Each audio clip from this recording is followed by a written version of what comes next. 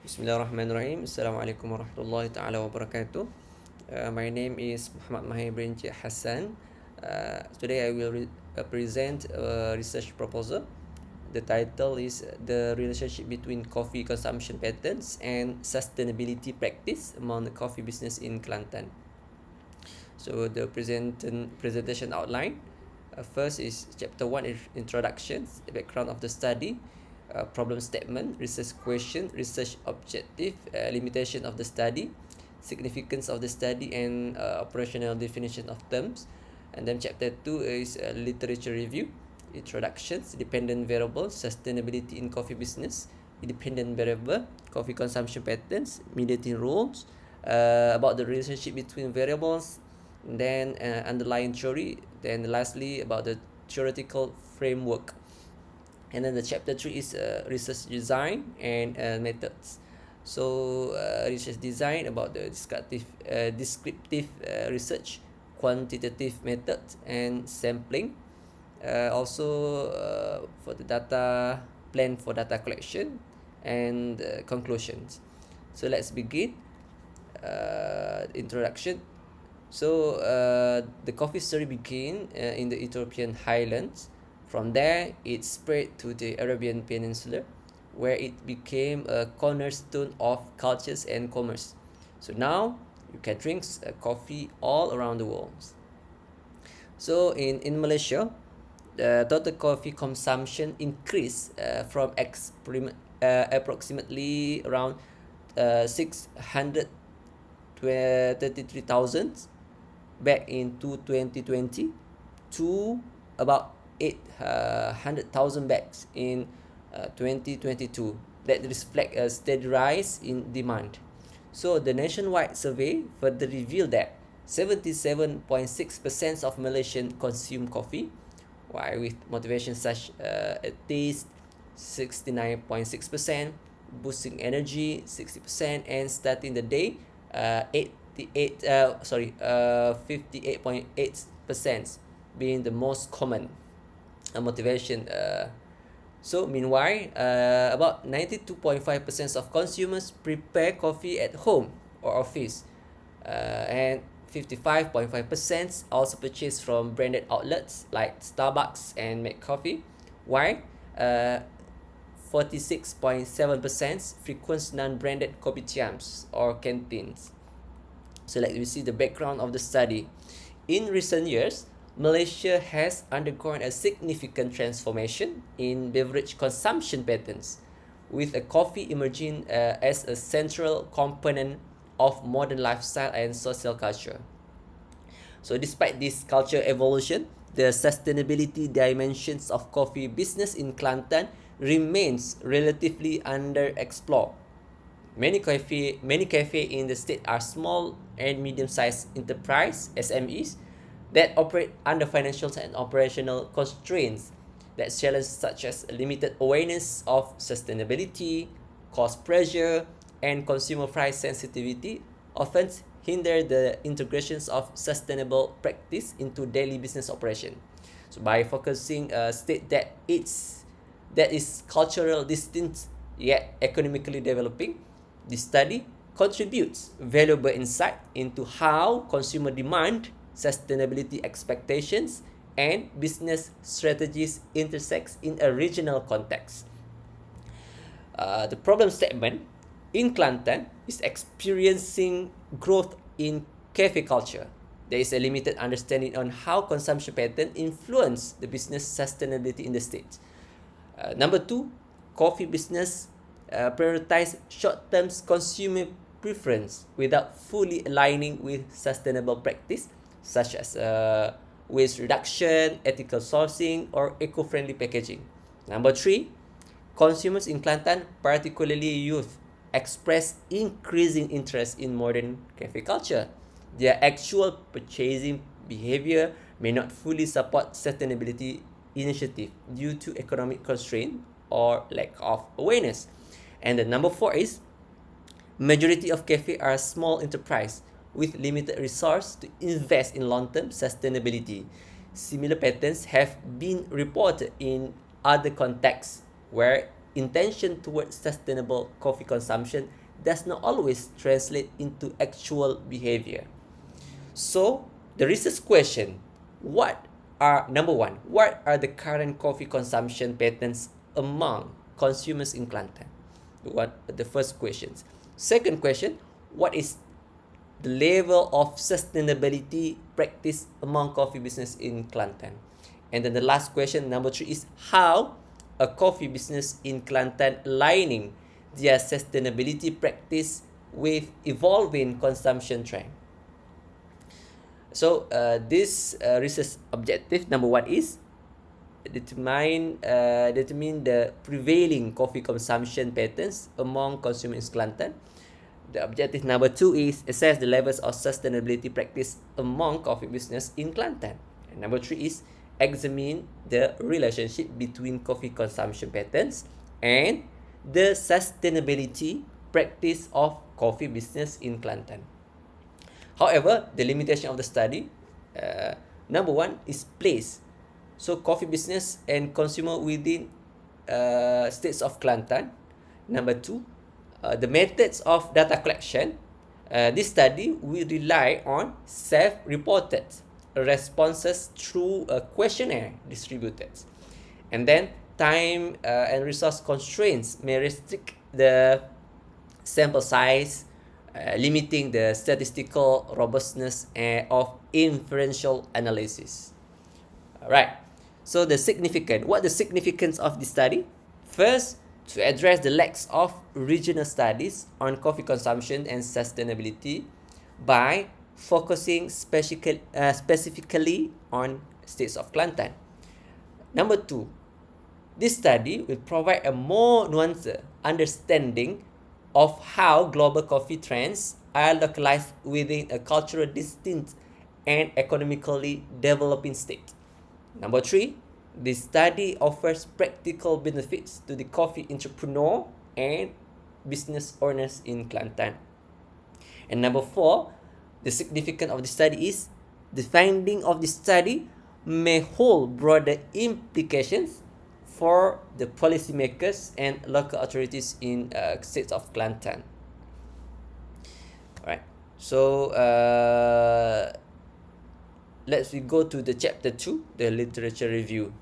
So the reviews past literature relevant to coffee consumption pattern and sustainability among coffee business in Kelantan. It begins by examining coffee consumption trends in Malaysia, followed by insights into consumer motivation and behavior. Next, it explores sustainability practice in the coffee business, emphasizing global and local perspective. Then the chapter also addresses the research gap and provide justification for the present study. Finally, it introduced the theoretical foundation, including the theory of planned behavior, TPB, and consumer decision theory, CDT, before discussing the relationship between the study variables and presenting the theoretical framework. So let me see the dependent variables. So dependent variable is sustainability practice in coffee business. So this practice such as ethical sourcing, waste management, and eco-friendly packaging are no longer optional but are increasingly viewed as an essential business strategy. For the resource limitation and low awareness frequently hinder local cafes from adopting sustainable measure. For the social, cultural norms and economic conditions differ from urbanized states. Assessing sustainability practice require a context-sensitive approach. The independent variable, IV, the coffee consumption patterns. So in Malaysia, coffee culture has undergone a noticeable transformation, shifting from a traditional kopitiam to a modern specialty cafe that cater to a younger, urban influence demographic. Right. So customer behavior that reported that younger Malaysian consume coffee in cafe as part of study or work routines, while also seeking the experiential value associated with the social media friendly cafe environments.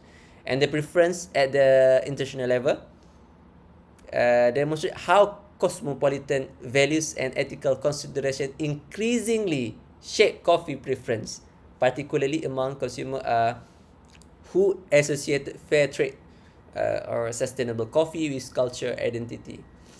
The mediating role is consumer motivation and behavior.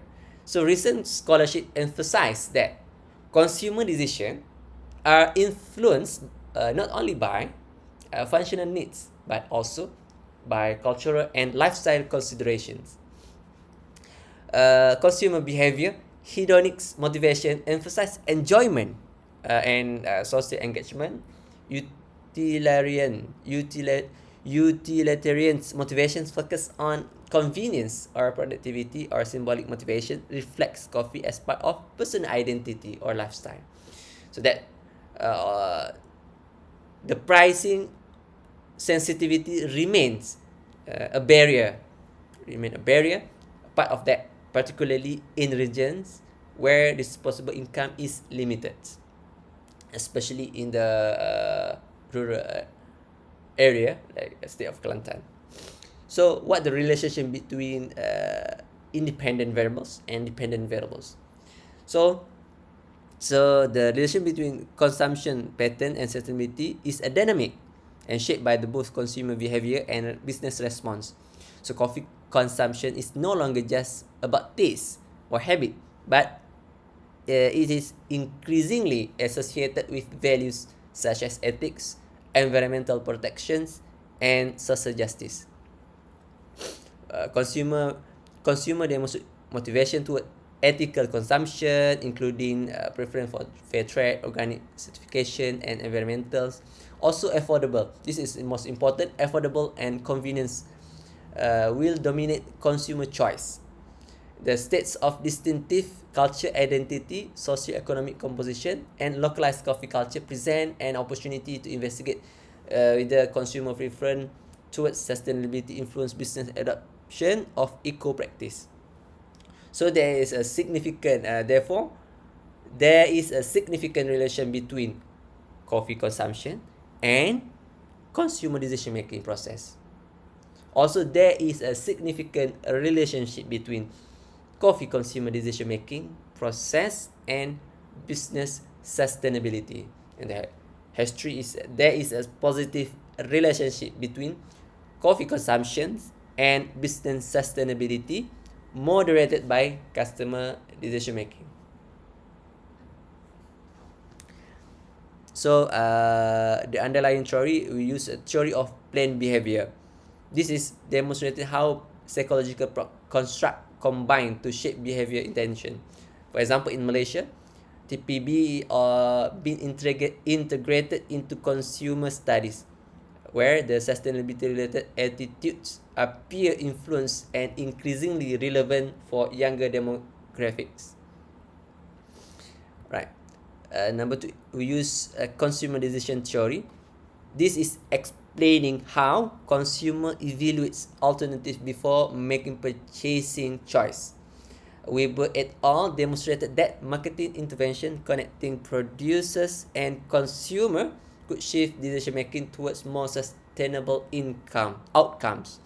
So for example, in Malaysia, CDT has been applied in studies of coffee business to explain how the consumer balance service quality, brand image, and price with the broader values such as sustainability.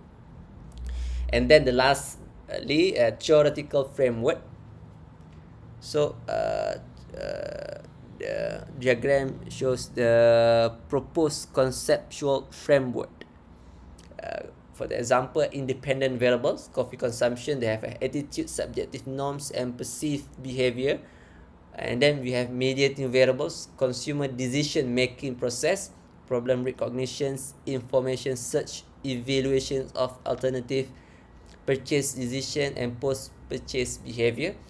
And then dependent variables, the business sustainability, economic sustainability, environmental sustainability, and then social sustainability.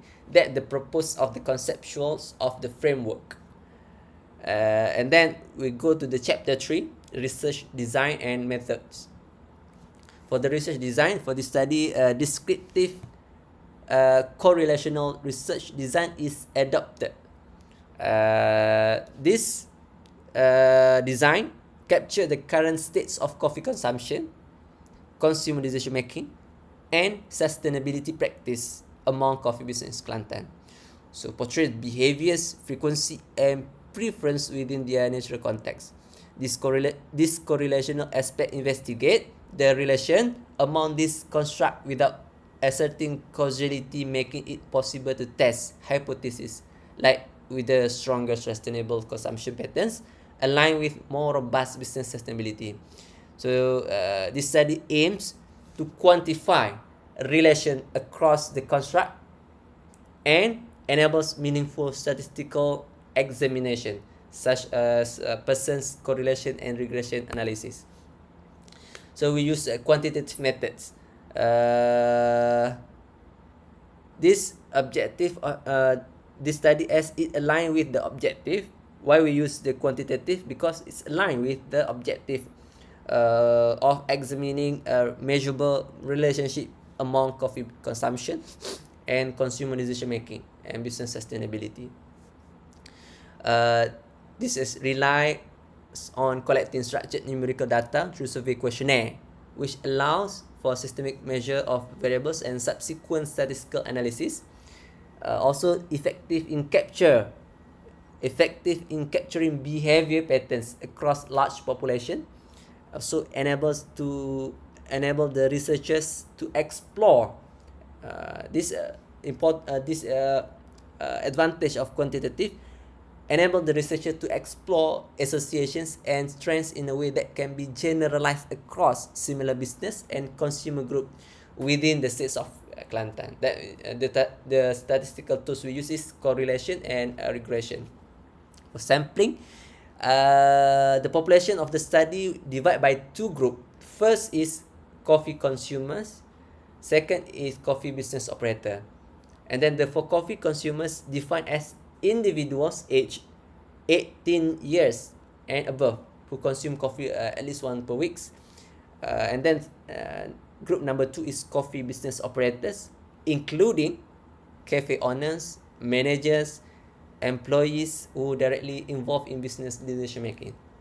So from the diagrams show that the coffee consumer estimated around 500,000 plus minus from the source of Department of Statistics Malaysia. And then group number 2, coffee business outlets, estimated about 500 minus plus source from the local business directories 2023. And sampling. So we have frame sampling and unit analysis. For the group 1, individual aged 18 years above who consume coffee at least once per week. Unit analysis for the group 1 coffee consumer refers to each person completing the survey regarding their coffee consumption patterns, decision making preference, and attitude towards sustainability. And then group number 2, we frame consists of cafes, kopitiams, cafe outlets registered in local business directories, including both independent establishments and franchise chains. Unit analysis we use is the unit of analysis include owners, managers, or key employees responsible for making decisions within the coffee business. Sampling techniques. We employ a stratified random sampling techniques. So the overall population is divided into two main strata, as we discussed before: coffee consumers and coffee business operators. So within the consumer stratums, individuals are selected randomly from different age groups, occupations, and urban or semi-urban location to ensure diversity in representations. For the business operator stratums, outlets are categorized into traditional kopitiams, specialty cafes, and franchise coffee shops. From the estimated population distributed. Group 1, percentage about 99.9%, and then group 2, coffee business outlet about 0.1%. So then sample size, the determinations of sample size follows Krejci and Morgan's 1970. So the sample size distributions for coffee consumers, for the population estimated 500,000, required sample size around 384 size samples. And then for the coffee business outlet, for the population estimated 500, we required a sample size around 50. Right. So how to plan the data collections? So we will give the questionnaire, distribute through online platforms, offline channels. So online we utilize Google Form for examples, while offline copies we provided directly at selected cafe to ensure wider participants. For example, coffee consumptions, frequency, types and preference for the consumer decision making, purchase intentions, choice evaluations and post-purchase satisfaction. For the business sustainability, we examine the adoptions of business practice, perceived consumer demand and operational standard. Plan for data collection, the data analysis will be performed using SPSS for descriptive and inferential statistic, and plant PLS for structural equation modeling to test relation and mediating effect. So we go to the conclusions. This chapter explains the research methodology used in the study. So a descriptive correlation design with a quantitative approach was employed. So that the populations, sampling frames, unit of analysis, sample size were identified with a total of 450 respondents targeted. Data collection will rely on structured questionnaire, and analysis will involve descriptive correlations, regressions, and SAM methods. The methodology ensures rigorous testing of the study, conceptual framework, and hypothesis. Alhamdulillah. Thank you. That's all for me. Assalamualaikum warahmatullahi taala wabarakatuh.